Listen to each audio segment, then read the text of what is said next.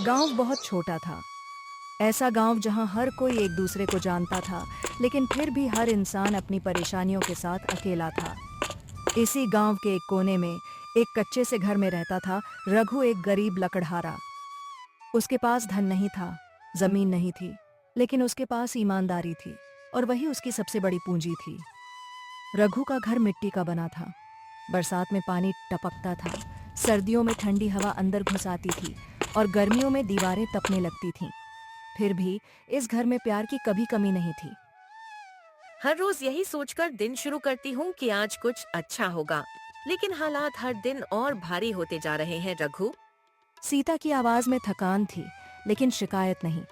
वह जानती थी कि रघु पहले से ही बहुत बोझ उठाए हुए है। सीता, गरीबी जरूर मुश्किल होती है, लेकिन अगर इंसान हिम्मत हार जाए तो गरीबी से भी बड़ा दुश्मन बन जाता है। रघु की बातों में झूठी तसल्ली नहीं थी, बल्कि वह सच्चाई थी जो उसने जिंदगी से सीख ली थी। घर के कोने में बैठा उनका बेटा मोहन आज कुछ ज्यादा ही शांत था। मोहन, क्या बात है बेटा? आज तू कुछ बोल क्यों नहीं रहा? माँ, आज स्कूल में मास्टर जी ने सबके सामने कहा कि अगर कल तक फीस नहीं दी गई तो मुझे क्लास में बैठने नहीं देंगे। ये सुनते ही सीता की आंखें भर आईं। उसने जल्दी से अपना चेहरा दूसरी तरफ कर लिया ताकि मोहन उसके आंसू न देख सके। मोहन, तू पढ़ाई मत छोड़ना। मेरी गरीबी तेरी पढ़ाई के रास्ते में नहीं आएगी।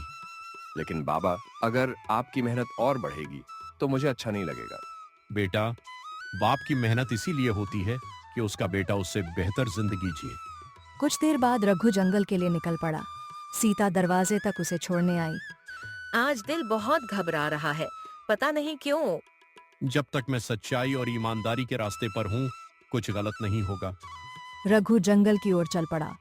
वही जंगल जो उसके लिए रोजी रोटी भी था और परीक्षा। जंगल में लकड़ी काटते समय रघु अक्सर खुद से बातें करता था।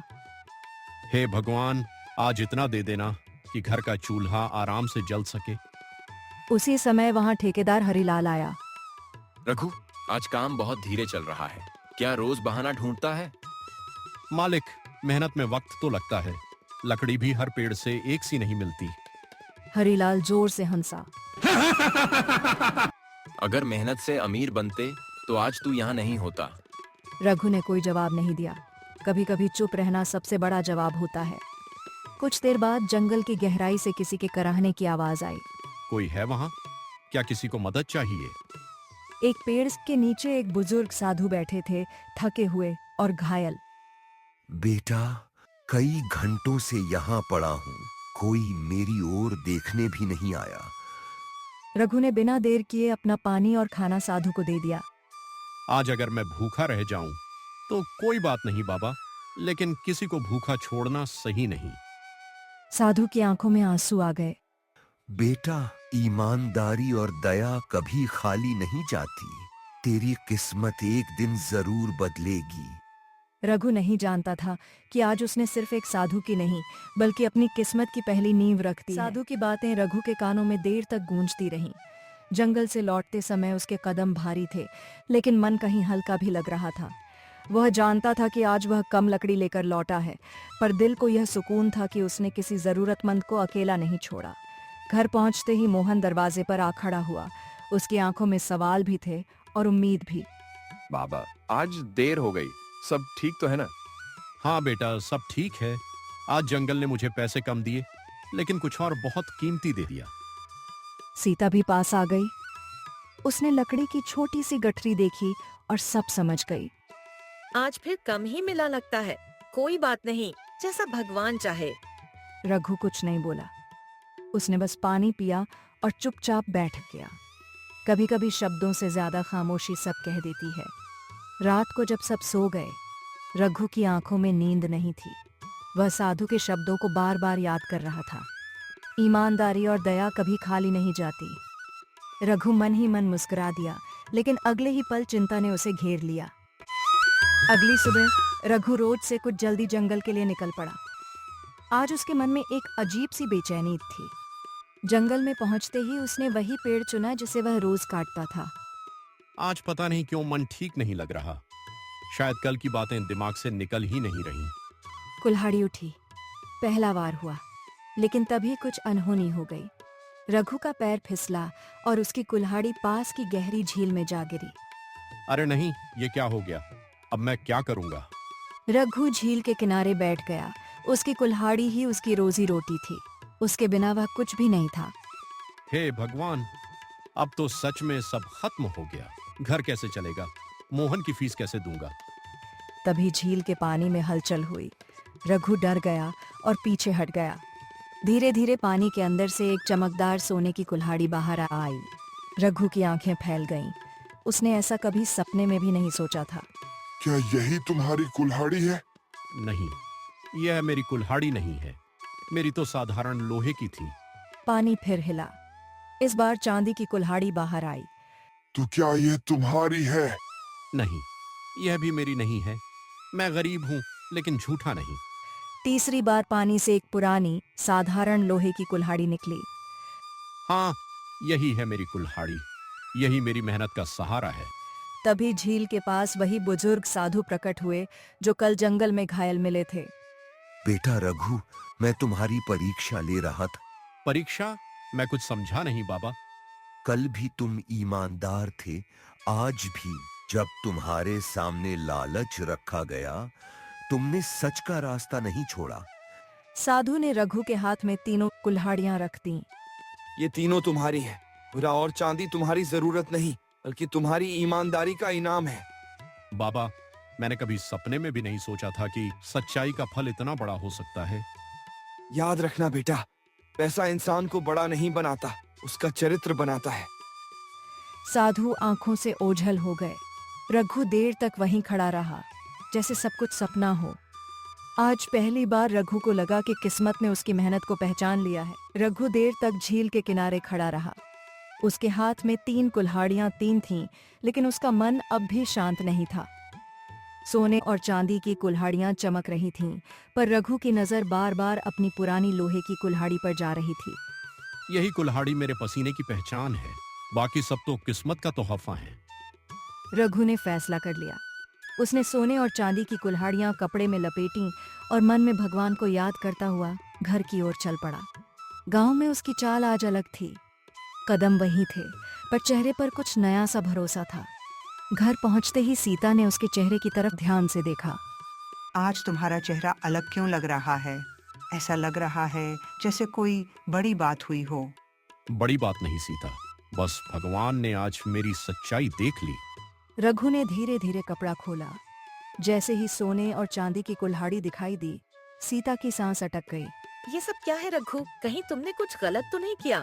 नहीं सीता, अगर कुछ गलत किया होता तो ये कुल्हाड़ियां ही या मेरे हाथ में होती ही नहीं। फिर रघु ने पूरी बात बताई। साधु से मुलाकात, झील में गिरी कुल्हाड़ी और ईमानदारी की परीक्षा।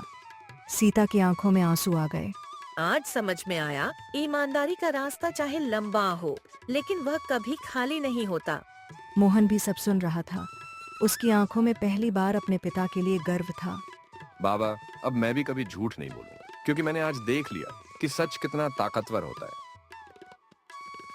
अगले दिन रघु सोने और चांदी की कुल्हाड़ी बेचने शहर गया, लेकिन उसका मन बार बार एक ही बात सोच रहा था।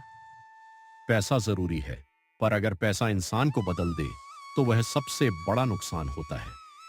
शहर के बाजार में लोग सोने की कुल्हाड़ी देखकर दंग रह गए। इतनी शुद्ध सोने की कुल्हाड़ी मैंने कभी नहीं देखी। इसकी कीमत बहुत ज्यादा है।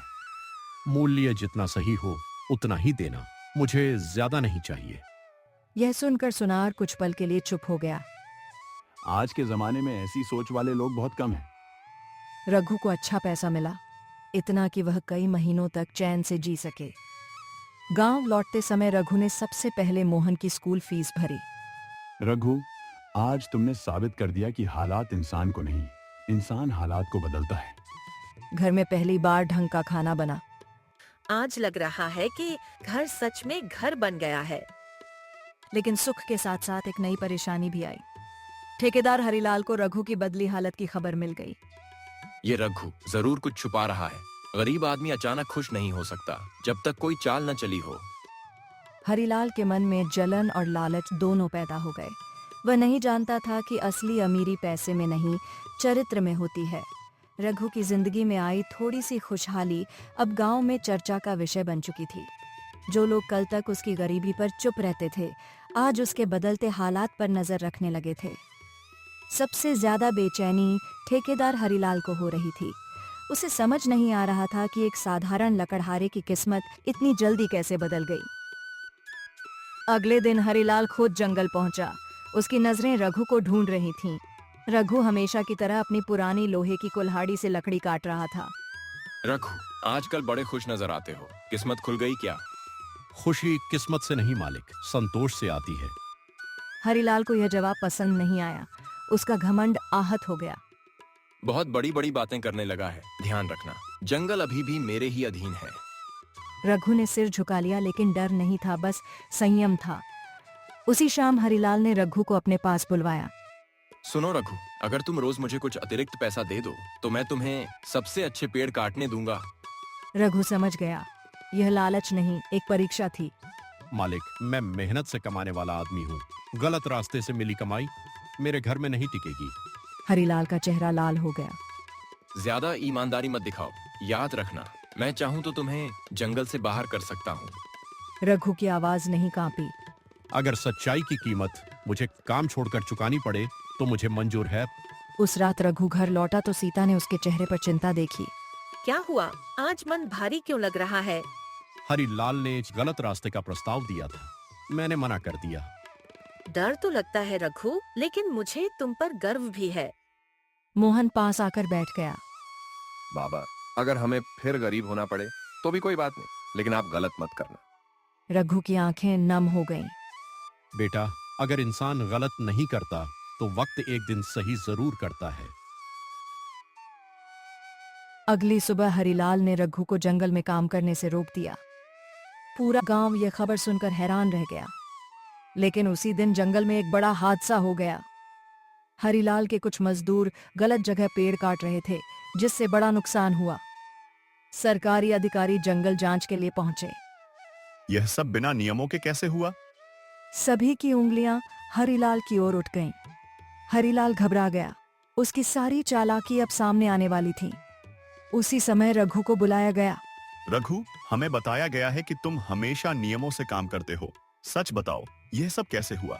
साहब, मैंने कभी नियम नहीं तोड़े, लेकिन कुछ लोग लालच में जंगल को नुकसान पहुंचा रहे थे। हरिलाल का सिर झुक गया।